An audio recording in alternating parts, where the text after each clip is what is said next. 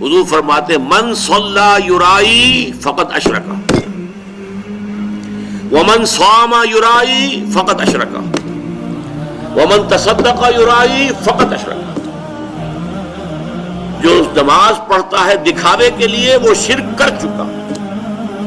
یہ کر چکا کا ترجمہ کیوں کر رہا ہوں؟ اس لیے کہ فعل مضارع ہو تو اس میں اندیشہ ہوتا ہے کہ کام ہو رہا ہے نہیں ہو رہا ہے، پورا ہوتا ہے نہیں ہوتا ہے. کر چکا کوئی شک ہی نہیں، وہ اس شرک کا ارتکاب کر چکا. یہ جو انگریزی میں present perfect tense I have done it, he has done it، یہ وہ ہے قد اشرکا. وہ شرک کر چکا، شرک میں ملوث ہو چکا. جس نے دکھاوے کے لیے نماز پڑھی، جس نے دکھاوے کے لیے روزہ رکھا، اس نے شرک کیا، وہ شرک کر چکا. جس نے دکھاوے کے لیے صدقہ کیا وہ شرک کر چکا.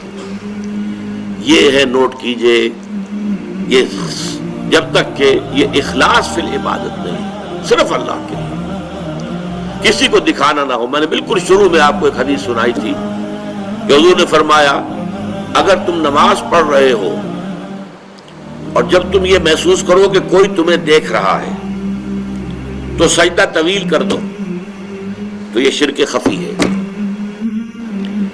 آپ نماز پڑھ رہے تھے اپنے مگر فرض کیجئے آپ کا سجدہ جو ہے 10 سیکنڈ کا تھا، لیکن آپ کو محسوس ہوا کوئی آپ کو دیکھ رہا ہے، someone is watching you. اب آپ نے جو ہے وہ سجدہ 15 سیکنڈ کا کر دیا. اس ایک سجدے کے 2 مسجود ہو گئے. 10 سیکنڈ کا سجدہ تو آپ نے اللہ کے لیے کیا، یہ باقی 5 سیکنڈ کا سجدہ کس کے لیے کیا؟ جس کو آپ دکھا رہے ہیں، وہ آپ کا مسجود ہے. یہ شرک خفی. اس لیے ابتدا میں جو میں نے کہا تھا کچھ شرک جلی ہوتے کچھ شرک خفی ہوتے. اس شرک کو کون دیکھے گا؟ یہ تو آپ خود ہی متنبع ہو جائیں تو ہو جائے. اس کو کوئی اور تو نہ اس کے اوپر حکم لگا سکتا ہے، نہ کوئی فتویٰ لگا سکتا ہے. اور وہ حدیث بھی یاد کیجئے جو میں سنا چکا ہوں شروع میں آپ کو، کہ یہ جو شرک ہے خفی، شرک خفی کا پہچاننا اتنا مشکل ہے جتنا کسی انتہائی تاریک رات میں سیاہ پتھر پر سیاہ چیونٹی کو چلتے ہوئے دیکھنا مشکل ہے، اتنا ہی یہ شرک خفی کا پہچاننا مشکل ہے. رات تاریک اندھیری رات اور اس میں سیاہ پتھر کے اوپر سیاہ جو ہے چیونٹی چل رہی ہے، اس کا دیکھنا کتنا مشکل ہوگا. اس حوالے سے نوٹ کر دیجئے قرآن مجید میں 3 مقامات پر یہ بات واضح کی گئی ہے کہ جو بھی نیکیاں، جو بھی خیر کے کام، جو بھی عبادت خداوندی کے کام لوگوں کو دکھاوے کے لیے کیے جائیں تو ان کی مثال کیا ہے؟ سورہ ابراہیم میں فرمایا مثل الذین کفروا بربہم اعمالہم کرماد اشتدت بہ الریح فی یوم عاصف.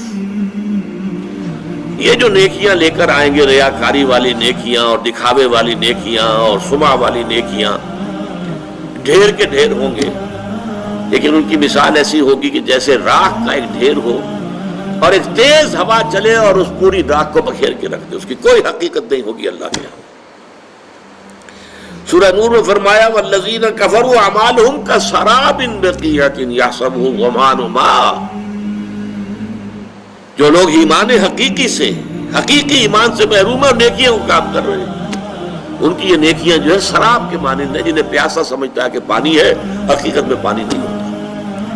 قیامت کے دن آ کر کھل جائے گا، کوئی نیکی نہیں. سورہ فرقان میں فرمایا وَقَدِمْنَا إِلَىٰ مَا عَمِلُوا مِنْ عَمَلٍ فَجَعَلْنَاهُ هَبَاءً مَنْثُورًا. وہ جو بڑے بڑے اعمال لے کر آئیں گے، ہم آئیں گے اور ٹھوکر لگائیں گے اور اس کو ہوا میں تحلیل کر دیں گے، اس لیے کہ ان اعمال کے پیچھے اخلاص نہیں ہوگا. اگر خلوص نہیں ہے تو کوئی عبادت اللہ کے ہاں